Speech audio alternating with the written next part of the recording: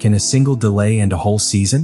What if I told you that Ferrari's future in 2025 could be defined for a piece that still does not exist?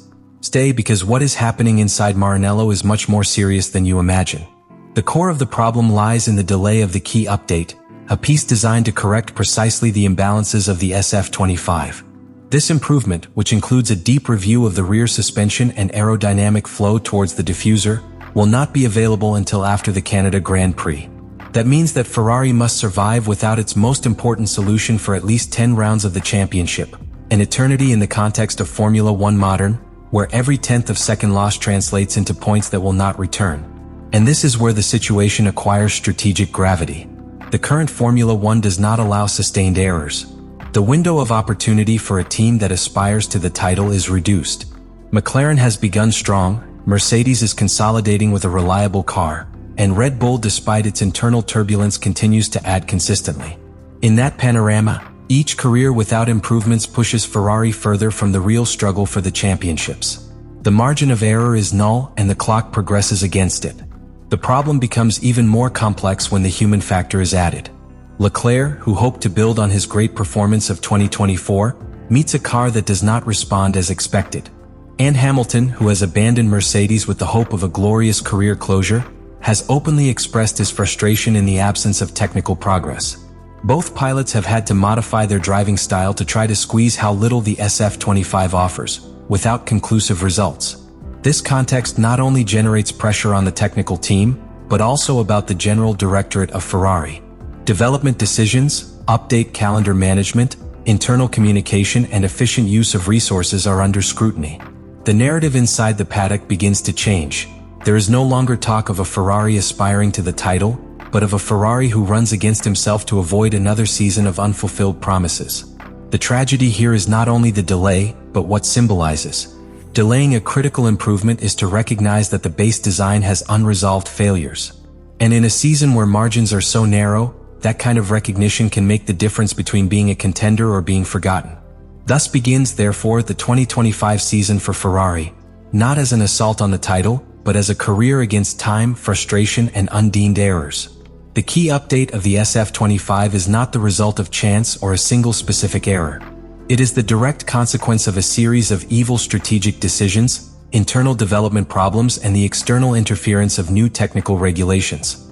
To understand the magnitude of this progressive collapse, it is necessary to unravel the multiple layers that compose it. It all started with a modification in the development calendar that, on paper, seemed reasonable. Ferrari had planned to introduce its improvement package in the Miami Grand Prix, a logical decision considering that it is the sixth calendar race, a point where the teams have already collected enough real track information. However, the sprint format of that weekend conditioned everything.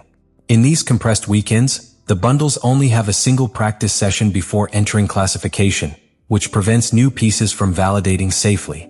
Introducing a critical evolution without having time to verify their behavior would have been a major technical risk.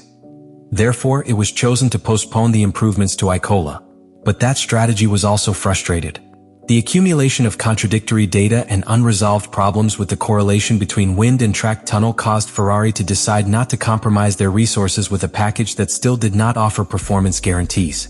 The SF25 was reacting unpredictably, with aerodynamic behavior that degraded in fast curves and a rear train with a tendency to chronic survival, especially in low-load conditions.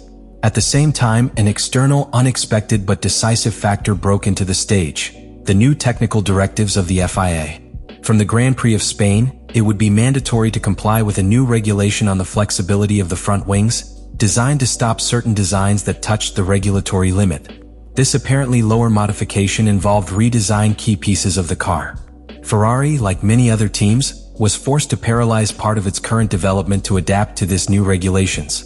But unlike its structurally solid rivals, the Scuderia did not have logistics or human resources to address both tasks at the same time. This led to a bifurcation in the technical plan. On the one hand, they had to ensure the legality of the car for Barcelona. On the other, keep alive the evolution that should come before. The result was a bottleneck in Maranello. The resources were divided, the planning was fragmented, and the coherence of development was diluted. The most alarming thing is that the centerpiece of the update, the new rear suspension, redesigned to improve traction and stability, may not be ready until the Great Britain Grand Prix in Silverstone, that is, already entry the second half of the season. This component had been indicated from the pre-season as the Achilles heel of the SF25. Its delay reflects not only the technical difficulty in implementing it, but also Ferrari's problems to manage a parallel car evolution with normative adaptation. In addition to this, worrying signals arise from the team itself. Internally, there is talk of a gap between the simulation and track departments, with data that do not correlate and simulations that do not reflect the real behavior of the car. This disconnection has generated doubts about the validity of technical development and has forced each new component with extreme caution. And in an environment like the current Formula One, where every millimeter of advantage counts, this excessive prudence can be lethal. While McLaren and Mercedes have managed to maintain their intact development cycles, with evolutions that are progressively integrated, Ferrari has been trapped in a cycle of doubts, adjustments and reviews that do not carry anywhere. The consequence is obvious. The car that should be Maranello's great weapon by 2025 continues to compete with its initial version while its rivals evolve without break. The underlying problem, therefore, is not just a technical delay. It is the evidence that Ferrari still does not find a work model that allows him to be competitive in a sustainable way. The culture of panic before each unplanned variable, the lack of confidence in its own development and the excessive dependence of ineffective simulations have caused SF25 to become a promise still breached. And in Formula One, promises without results are worth absolutely anything. The consequences of the delay in the update of the SF25 go beyond the technical. They are structural, strategic, and ultimately existential for Ferrari. Because it is not just an improvement that will not arrive on time. And this pause becomes critical when the context is understood. Canada, which marks the 10th round of the championship, is more than a control point. It is a psychological and competitive threshold. If a team reaches that height of the calendar without having introduced substantial improvements, its real options to fight for the title decrease dramatically. Because after Canada, the calendar intensifies. High-load circuits such as Silverstone, of total efficiency such as Hungary, and strategic chaos such as Spa and Singapore, all of which require a balanced, adaptable, and reliable car. Something that the SF25 in its current configuration is simply not. The inertia that Ferrari accumulates is even more dangerous than his mistakes, because the rest of the equipment are building uncertainties, while Ferrari still sails between doubts. This disparity is not manifested only in times back. It appears in the strategy, in the decisions under pressure, in the trust that a pilot can have to push to the limit. And when Lewis Hamilton, a veteran accustomed to winning environments, realizes that his feedback does not translate into tangible improvements, the domino effect within the team accelerates. Low morals. The focus is dispersed. The internal message changes: how we win, how we survive. Imminent consequences also hit the political board of the team. Frédéric Vasseur, team director, faces a growing internal pressure. If the technical promises that they validated are not fulfilled, their leadership will begin to erode. The sponsors, who had invested in Ferrari's return to the front with the arrival of Hamilton, demand results. And fans, whose passionate support is an intangible but very powerful asset, begin to show signs of discontent. The redemption narrative surrounding Hamilton's announcement, the new era of the rampant Cavallino, blurs before the concrete facts. On a competitive level, the loss of land in these first 10 races not only affects the positions of the championship, it also compromises the development of the car next year. Because at later Ferrari in stabilizing its performance in 2025, the less time and resources you can dedicate to the 2026 car, which will be developed under a regulation that will require a complete reinterpretation of the technical regulations. It is a trap that can only be left with long-term vision and brave decisions in the present. And in Formula One, everything is interconnected. An update that does not arrive in time today can mean a lost season tomorrow, and a structural delay of 2 or 3 years if it is not corrected with decision. Ferrari then faces a dilemma that goes beyond his car. His operational model, his work culture, his ability to be that team that not only dreamed of titles is at stake but knew how to win them.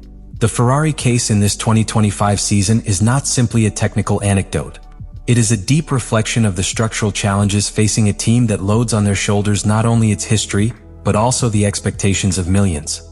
When a team like Ferrari fails to fulfill its own deadlines, when it promises a transformation and does not deliver it, the blow goes beyond the chronometers. It plays the identity of the team, its credibility, and its ability to inspire respect and fear within the paddock. The most disturbing thing is that this situation does not seem to be an isolated fact. If we observe the recent history of the team, we find a worrying pattern, a tendency to overpromise and sub-enter. It is no longer a spoiler that does not comply with the regulations or a rear suspension that does not arrive on time. It is the reflection of an organization that seems to have not yet solved its deepest problem, the disconnection between ambition and implementation. Ferrari knows what he wants to be, but he still doesn't find the way to achieve it. And in the midst of this storm of postponed decisions, cumulative errors and rivals that do not give truce, the big question arises: does Ferrari have enough time to react? Because in Formula One, as in life, time does not stop. McLaren, Red Bull, Mercedes, everyone advances, all squeeze, everyone evolves. And if you do not improve, by definition, you get worse. At this point in the championship, Ferrari's situation is no longer just technical or competitive. It's emotional. Because it hurts to see a giant stumble with the same stones. Because frustrating fans, disappoints the pilots and stress each layer of the organization. Because the car that had to mark a new era, the SF25, has ended up becoming so far a broken promise. I invite you to leave your opinion. Is this a passing crisis, or we are facing another lost season for the Scuderia? Do you think Ferrari can correct the course in time or distance that already exists in front of McLaren and Red Bull is simply irreversible?